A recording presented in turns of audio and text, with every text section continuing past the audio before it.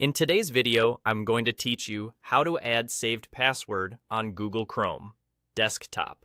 If you want to store a login in advance or organize credentials you already use, this walkthrough will make it quick and clear. Start in Google Chrome on your computer. Look to the top right corner of the browser and click the three vertical dots to open the main menu. Choose Settings. On the Settings page, select Autofill and Passwords, then open Google Password Manager. Depending on your version of Chrome, this may appear simply as passwords, but it leads to the same place.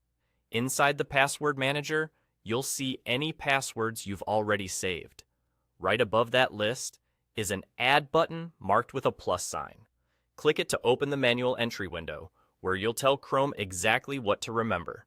Begin by entering the website address. Use the site's main domain or its login page, so Chrome can recognize it later. Accuracy matters here, so make sure the domain is correct and uses HTTPS if the site supports it. Next, type your username for that site. This could be a handle or the email you use to sign in. Then enter the password you want Chrome to store. Take a moment to double-check spelling and capitalization. Chrome will fill exactly what you save. You'll also see a note field. This is optional but helpful for context, like which account a login belongs to or a brief reminder. Keep it general and avoid adding sensitive recovery information in the note. When everything looks correct, click Save. That's all there is to it.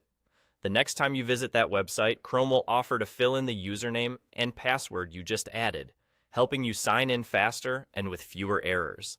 If you've saved more than one login for the same site, Chrome will let you choose which one to use at sign-in. A few quick tips to keep things smooth and secure.